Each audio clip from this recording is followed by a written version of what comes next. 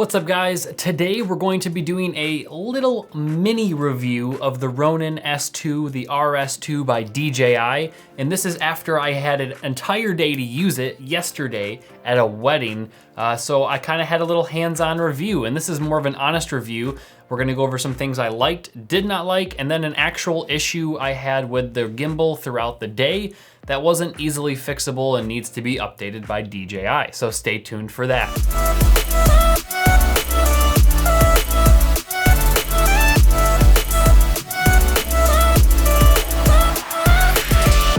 What's up guys, my name is James and this is The Engineering Filmmaker, where we talk about photo, video, travel, and tech. If you're interested in any of these topics, feel free to hit that subscribe button down below, and don't forget to like this video.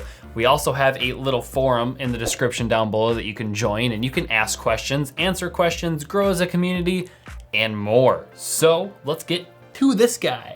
So let's go over the good, the bad, and the ugly, I guess we could say. Now keep this in mind, take it with a grain of salt. This is the first iteration of their firmware, and it was my first time using it, but DJI, I would imagine, should have learned from their past mistakes with the DJI Ronin S, and some of the issues from that are on this, which is confusing. However, did yours break too? Because mine's missing the pin to hold the tripod in. So I have to use my other Ronin tripod. So let me know in the comments if this happened to you too, because I'm curious. All right, so let's start with the good. First, I wanted to go over the focus wheel. So this guy right here, we had a similar thing on the Ronin S that was on the side. This one's built in, which is nice, and it has more functions this time that I didn't really know about. So it can control the focus motor, the focus, the ISO, f-stop, and the roll axis. I have it locked, but so you can control those things with this, and it's super nice because I had mine set to my ISO, and I change that most of the time at weddings. That's really the only setting I change for the most part.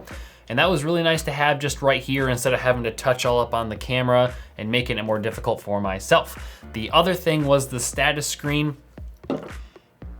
That guy right there. This thing is really nice to have, surprisingly. It has a lot of information and settings inside that you can easily change that make your life really easy when you're trying to use this gimbal.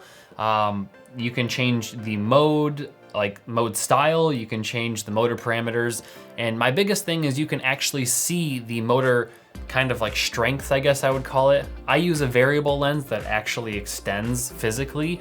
So it's nice to see that at the highest extension, it still is handling it without maxing out the motor. So it's really nice to have these types of things on the screen, and it does do more than that. I'm just not gonna get into that until the actual full review. In general, the weight, this thing weighs like nothing compared to the other Ronin. It literally is so light. It almost felt like I was only carrying my camera around, which was so nice. The other Ronin made me feel like my arms are gonna fall off. So that was a huge benefit.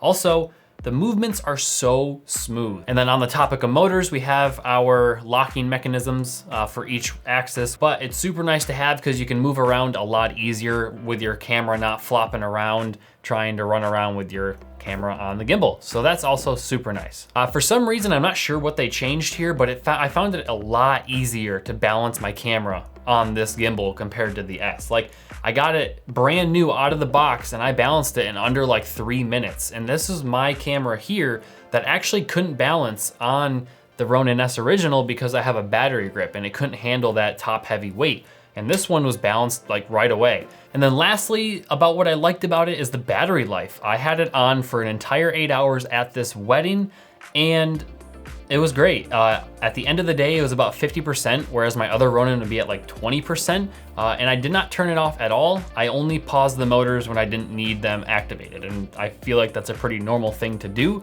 but it lasted a long time. And I feel like I could have went another 8 hours with it, even though it's only rated at 12 hours. A bonus thing I did like, I'm just thinking of now, is the fact that putting this in the case it comes with, and the case itself is super nice. I can pack this down and take it out of the case and put my camera on it in under 3 minutes, which was super awesome. My other Ronin, I literally kept at the same measurements all the time, and I just left it standing around my room. So that's a super nice thing added to this. But enough about the good things. Let's get into the things that weren't so great. These aren't really things that would deter me from buying it, but they're kind of annoying considering this is $1,000, and I feel like they should have thought these things through. But let's get into the first thing. The screen is a touch screen, which is super cool, but it's really easy to touch and do things when you're not paying attention. Now you can lock the screen by single pressing the power button, but sometimes right before you do that, you touch something on the screen and it does something. For example, I changed my pan mode to pan and tilt without even thinking because I accidentally touched it quite often right before I would lock the screen. This is probably one of my bigger pet peeves of this gimbal because I was really looking forward to it. I had a lot of issues with the record button on the Ronin S because it would either wouldn't work or it was just not reliable. This one's great, kind of, not really. You have your record button, which is right here, and then you have your mode button, which is right here on the bottom. Now, you wouldn't believe it, but when you're holding it, your instinct is to press the bottom button to hit record, because how often do you need to change the mode when you're recording, like wherever? I don't often change from pan to pan tilt, that's my mode 1 and 2, and I don't really find it necessary to change my mode that often. So even with my thumb on the top record button, I can still accidentally press the mode button. However, most of the time I find myself pressing the mode button instead of the record button, and I would change the mode on accident. Now, I found this very annoying and frustrating because these two should have definitely been swapped. The record button should have been on the bottom because you're more likely to use that button than the mode button, in my opinion. And it's also very easy to press the mode button with just your hand if you accidentally bump it with the side of your hand. So that's quite frustrating. So that's just something you're gonna have to think about or get over. I found myself often in the wrong mode, so keep that in mind. And then while we're on the topic of buttons, the record button seems to be very unreliable, at least for Canon cameras. I tried it on my R and my R5, and this is the same issue my original S had, where I would press record and it would record, but when I go to unpress record to stop the recording or press it again to stop the recording, it wouldn't stop. And you have to press it 1 or 2 or 3 times for it to actually stop recording. I used to think this was a camera issue, but then I tried it on a couple other ones with my S, and then for this one, I tried it with 2 cameras, both Canon, and it didn't work well. So I actually missed a few shots at my wedding yesterday because I thought I had pressed record and it didn't stop recording.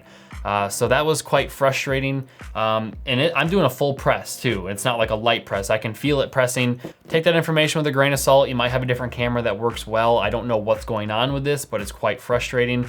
And this will happen like after maybe a 30-second recording too. So it's not like I'm pressing record and then immediately pressing it again. It's just not working that well. The thumbstick, while we're in this area, it's very small. And you can kind of see it sticking out here. It's very small.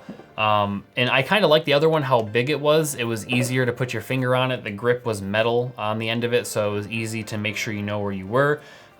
This one's a lot smaller, so it's a little bit harder to make really fine-tuned adjustments. If you move it just a little bit, if you have a bigger thumb, I find myself doing more than minor adjustments sometimes. That's not that big of a deal. It's just something I noticed that I didn't really like, but I understand why they did it. And then lastly, back to the screen. The screen doesn't turn off ever. I don't know if I missed a setting or if there's something I just didn't see somewhere, but no matter what you do, the screen will not turn off unless you turn the gimbal off. I find this kind of annoying because I feel like it'll kind of kill your battery life faster. Also, I just don't need it to be on all the time. I feel like I should just have to press the screen to turn it back on. But this isn't really that big of a deal as well. That's why I left these two for the last. That's kind of it for what I don't like. Now, let's get into the big issue. The issue that I had at this wedding, that was quite annoying. And it was something that needs to be fixed from DJI. It's not something I can fix myself.